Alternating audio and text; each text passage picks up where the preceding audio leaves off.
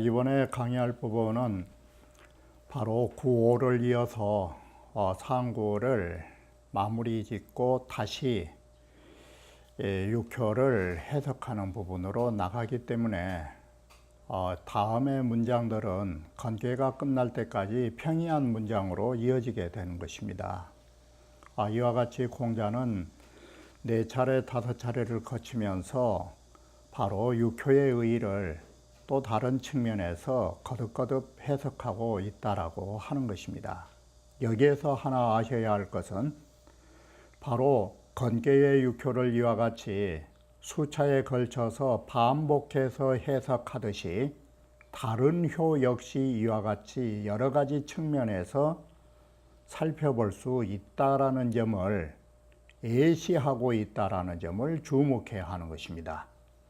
다른 효들은 단순히 한 번에 그친다라고 생각하지 마시고 방금 건개의 6효처럼 이러한 측면에서 또한 저러한 측면에서 여러 각도에서 다양한 방면으로 효를 해석할 수 있다라는 점을 주목하셔야 된다라는 점입니다. 그러면 원문을 보면서 살펴보기로 하겠습니다. 상구할 항룡유에는 하이하오. 자, 항룡이라 하는 것은 다른 것이 아니라 자왈 귀무이하며, 귀, 상이라 높기는 높은데 실질적인 것이 없는 거예요.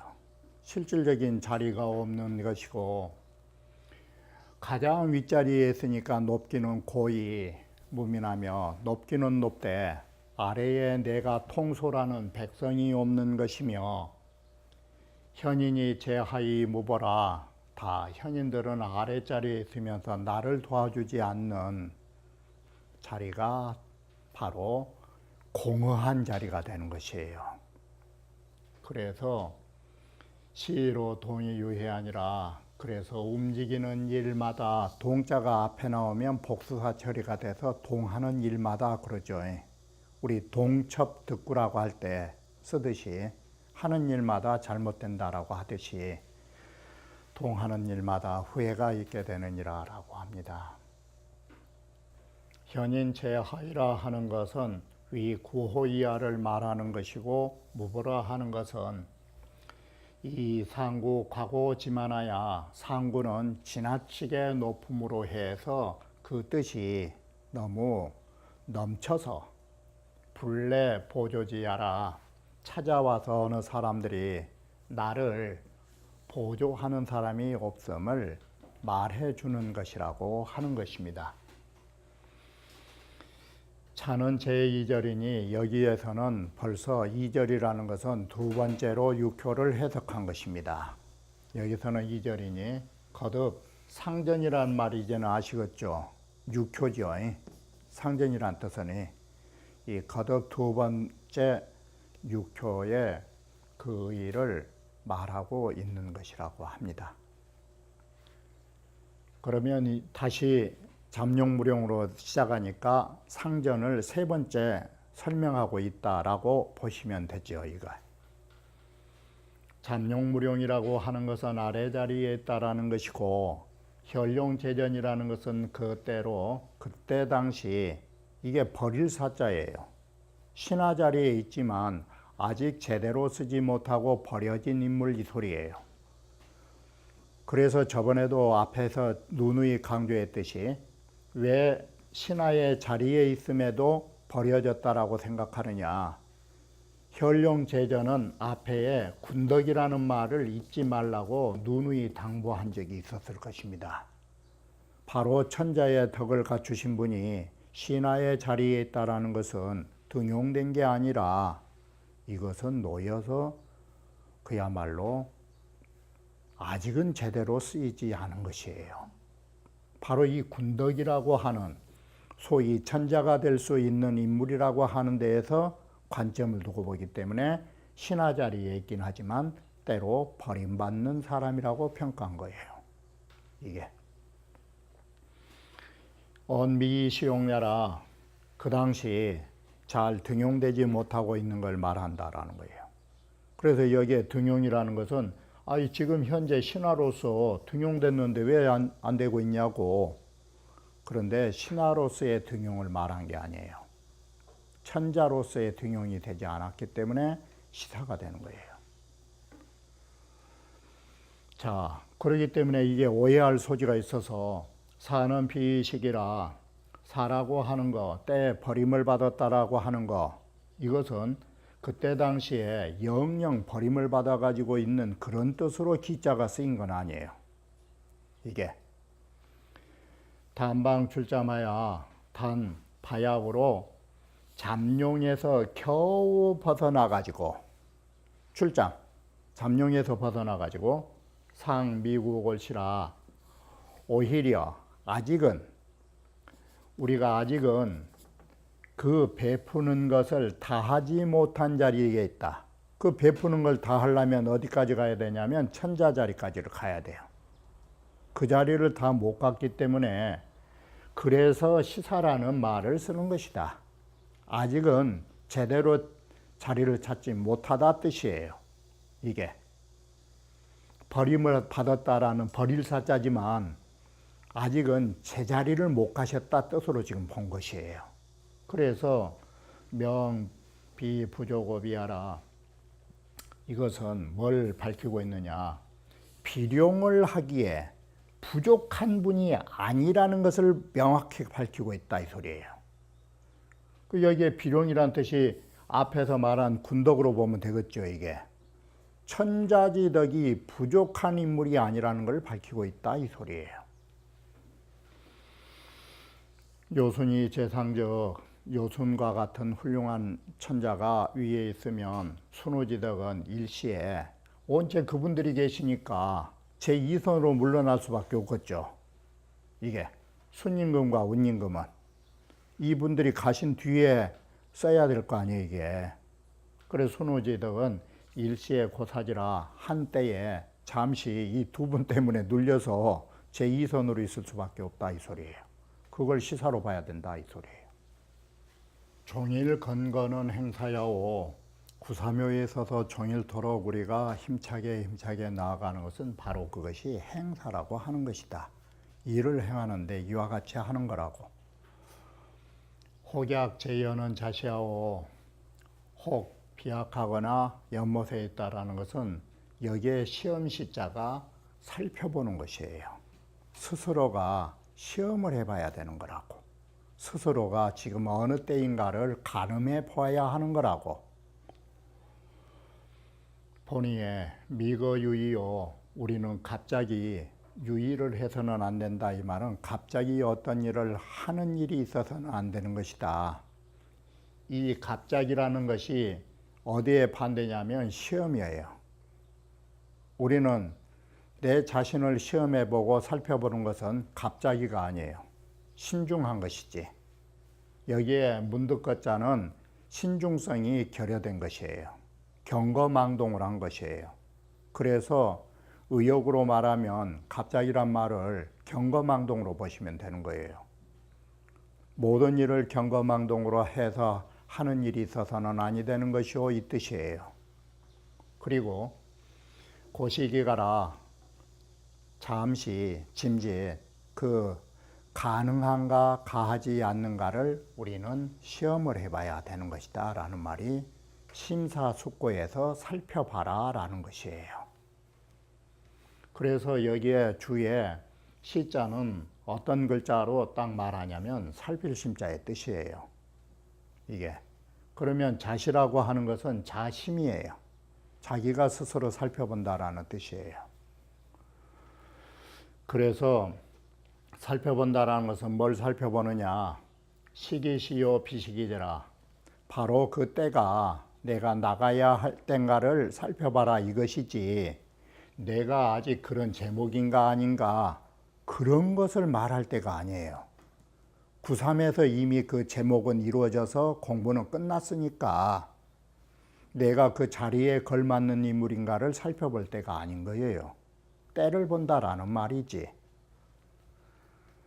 비룡제천이라는 것은 상치라는 것은 다 말씀 안 드려도 아실 부분이고, 거상이 치하라, 윗자리에 거하면서, 즉 윗자리에 머물면서 아래의 모든 백성들을 다스리는 것을 상치라 한다, 이렇게 했죠. 그래서 이 문장을 거자 위에, 상자 위에다가 거자를 놓고 치자 밑에다가 이제는 하자를 놔서 줄을 썼죠. 윗자리에 있으면서, 위에서 다스린다라는 말은 윗자리에 있으면서 백성을 다스린다라는 뜻으로 본다고 합니다. 항룡유예난 궁지제야오, 항룡유예라는 것은 모든 것이 다 한 자리에서 재앙을 받게 되는 점을 말하고 있다라는 것이에요. 건원용구는 건원에 구를 사용한다라는 것은 천하치하라고 해서 우리는 건원용구에서 항상 이 말을 썼죠. 양이 변해서 음이 되었노라고. 바로 이것은 어떤 의미로 항상 보냐면 강한 것이 변해서 유가 됐다라고 한다고 그랬죠. 이게 그래서 이 본체는 강한데 다시 작용은 유로 넘어섰을 때 우리는 더 쉽게 이야기하면 내강외유법이에요. 안으로는 강하면서 바깥으로 부드럽게 모든 일을 처신해 나간다면 이 세상의 모든 천하의 일이 다스리지 않을 바가 없다, 이렇게 보는 거예요. 본의에 건원용구는, 건원용구라 하는 것은 견여 타괴로 부동이니 다른 괴로 더불어서 똑같지 않은 점을 우리가 발견할 수가 있다라는 것입니다. 이것이 뭐냐면 앞에서 양변음이 강변유라고 했죠. 그래서 여기에 군도 강이 능유면 임금의 도라는 것은 강한 것이에요. 우리 저속한 시체말로 하면 권력을 가지고 있는 것이에요. 권력을 가진 자가 권력을 부리면 망하는 것이에요. 이게 가장 쉽게 표현하면. 그래서 막강한 권력을 가진 자는 유해야 되는 것이에요. 이게 그래서 능유 그랬죠. 군도는 강한 것임에도 능이 이걸 변해서 부드럽게 한다면 이게 천하가 다스려지지 않을 수가 없는 거예요. 그래서 천하 통치는 어디에서 안 되느냐? 강한 자가 강하게 몰아붙였기 때문에 안 되는 것이에요. 이게 여기에서 강의하면서는 어떤 시사에 관한 문제는 전혀 결부시켜서 말하지 않기로 내 작정했기 때문에 더 이상 내 말하지 않은 것입니다.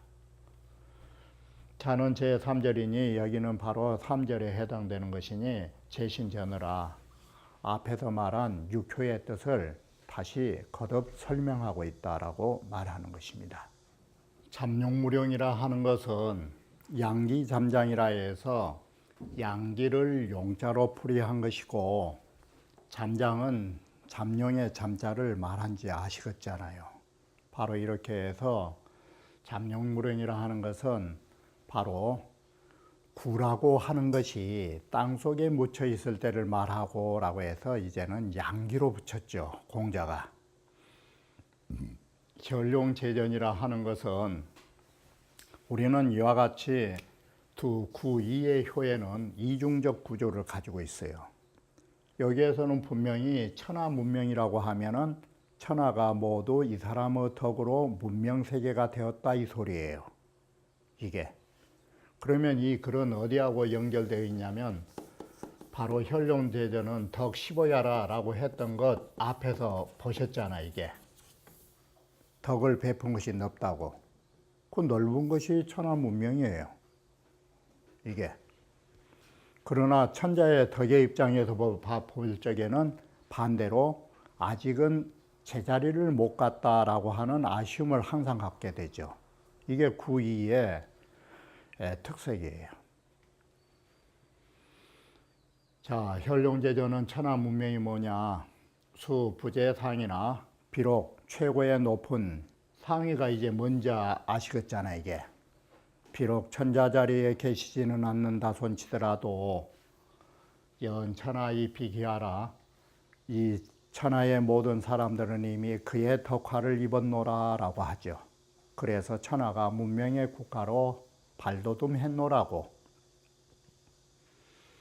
종일 건거는 여시 해행이요. 종일토록 우리가 힘차게 닦아나간 것은 때로 더불어 함께 행하는 것이오라고 해서 해행은 뭐냐면 그때는 당연히 그처럼 공부할 시간이라고.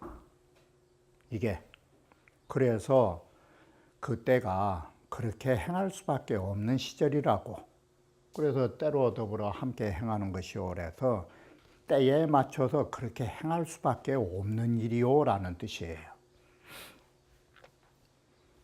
혹약재연은 건도내역이요. 혹약재연이라는 것은 아시다시피 하괴에서 상괴로 바뀌었지 않아요. 그렇게 해서 건도가 이에 바뀐 소위 상하가 바뀌어간 궤예요. 아래에서 위로 올라간 궤라고 이게. 그래서 여기에 이하이상 그랬잖아요. 아래 궤를 떠나서 윗궤가 되었다 이 소리예요. 이게. 그러니 이것이 바로 이제는 변혁의 시간이라고 본다라고 합니다. 비룡제천은 내위요 천덕이요. 비룡제천이라는 것은 바로 천덕의 자리에 이제는 올라간 것이오라고 했잖아요. 이 말을 바꾸면 천자의 덕을 가지고 천자의 지위에 올라선 것이오라는 말이 되잖아요. 이게 천덕이라고 하는 것은 바로 덕 있는 사람이 가야 할 자리이기 때문에 천덕은 천이로 본다 이 소리잖아요. 이게 개유시덕이라야 바로 이렇게 천자의 덕이 있어야 내 의거시이라 이에 마땅히 이런 지위에 갈 수가 있다라는 것이에요. 그러므로 이명지라 그래서 천위를 천덕이라고 말했다 이 소리잖아 이게. 이렇게 해서 성인의 덕을 지니고 성인의 지위에 올랐다라고 말하는 것입니다. 항룡유해난 여시 해극이요. 항룡유해라 하는 것은 때로 더불어 그 시간이 어떤 때냐, 어떤 때하고 함께 했느냐. 우리 글자대로 새기면 시로 더불어 함께 다하미오라는 말인데 한자대로 새길게 그러는 거예요. 바로 그 시간이 다할 때를 당했다 뜻이에요. 바로 그 때로 더불어 우리는 함께 다한 시간, 더 이상 막다른 골목의 시간에 이르렀다라는 것이에요. 그래서 더 이상 갈 곳이 없는 자리이기 때문에 궁하다라고 말한 것이에요. 건원용구난 내견천측이라 건원용구에서 우리는 바로 항상 용구 나오면은 양이변에서 의미되고 강이변에서 유가 된다 그런 생각을 의식적으로 가져야 돼요. 바로 이 강한 것이 유로 변하는 거 이것이 바로 하늘의 법칙이다라는 것이에요. 한번 생각을 해보세요. 강한 것이 능히 유하다라는 말은 다른 말로 하면 여름이 다하면 가을이 와야 되는 거예요. 이와 같이 모든 것이 다하면 반드시 변해야 한다라는 것은 이거는 하늘의 법칙이에요. 순환의 법칙이라고. 이게 만약에 강한 것이 끊임없이 간다면 아마 이 여름 날씨가 다시 서늘해지지 않는다면 이건 화탕 지옥하고 다를 바 없는 거예요. 뭐 불지옥이 따로 있는 것이 아니고 이게 적당하게 불지옥 맛만 보이고 가을로 가주니까 사람이 살아가지. 이 모든 것은 이렇게 해서 변해야 하는 거예요. 그래서 이 강이능유란 말을 다시 말하면 강한 것이 다하여 변하여 다시 유로 간다라는 말하고 같은 거예요. 그러면 그 속에는 순환의 원리가 있는 거예요. 이게 변하다라는 것이 바로 순환의 원리예요. 그것이 바로 하늘의 이게 법칙이다. 그리고 이것은 벌써 문헌의 네 번째로서 육효를 다시 재해석한 것이 벌써 세 번째에 해당되는 것입니다. 다시 여기에서는 이제는 단전이죠. 우리는 이 효를 몇 번 했다가 다시 단전으로 되돌아오는 것이 보이고 있죠. 여기에 건온자난 시 형자야오, 바로 건온이라고 썼지만 여기에는 형체, 형통, 형자까지 써야 되겠죠. 글자가 생략돼서 그렇지. 건도의 온형이라 하는 것은 이 말이 돼야 되겠죠. 온형이라 하는 것은 다름이 아니라 생략법이니까. 왜 그러냐면 뒤에는 리정이라 그랬잖아. 이게 리정이라 했는데 온자만 있고 형은 빠졌잖아. 이건 생략법이라고. 이건 그래서 건도의 온형이라 하는 것은 이렇게 해서 해석을 해야 되겠죠. 글자가 빠졌지만이. 건도의 온형이라는 것은 뭐냐? 온이라는 것은 시고 그 시작한 것이 점점 형자는 통이라고 그랬죠. 막히지 않고 풀려가는 거예요. 커나가고. 시적필형은 리세연야라. 봄이 되어서. 그러니까 이거 시적필형이 다른 것인지 아십니까? 다른 거 아니에요. 애들 처음 나누면 힘들 것 같아도 지가 잘 커요. 이게 시정필형법이에요. 모든 물건은 싹만 나왔다 하면 쑥쑥 잘 큰 거예요. 이게 시적필형이에요. 모든 것이 시작만 되어 있으면 여러분이 공부도 시작하기가 힘들지, 시작만 하면 여름에 호박줄기 크듯이 쭉쭉 뻗어가는 거예요. 이게 사실은 이게 시적필형이에요. 그래서 리세 연야라 그래요. 모든 살이나 그 새가 그렇게 되는 거라고.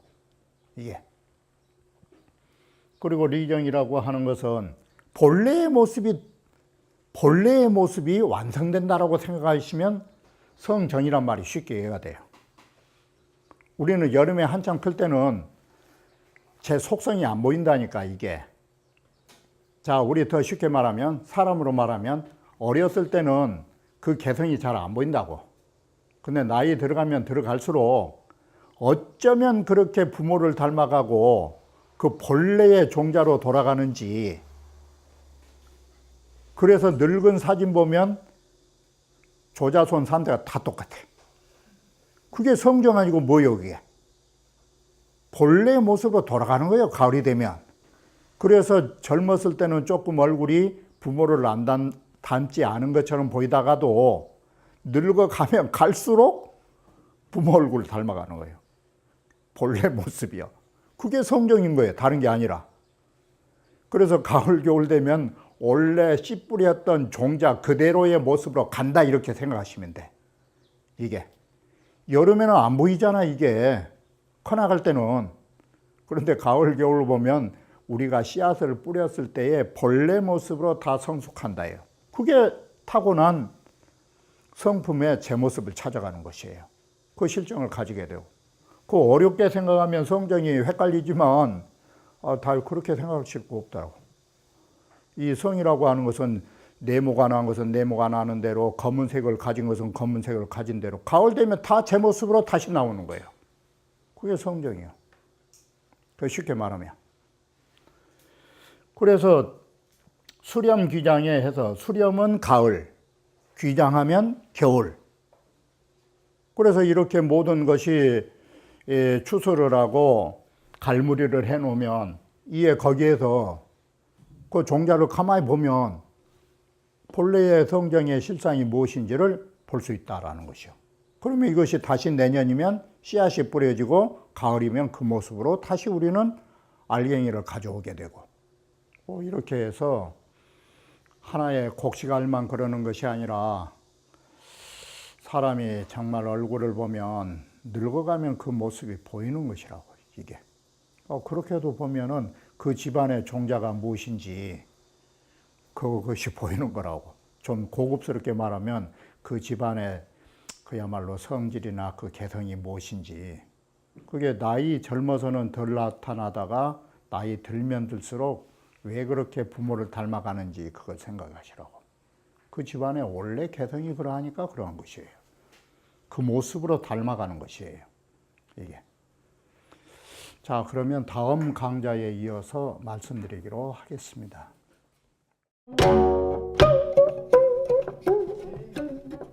음.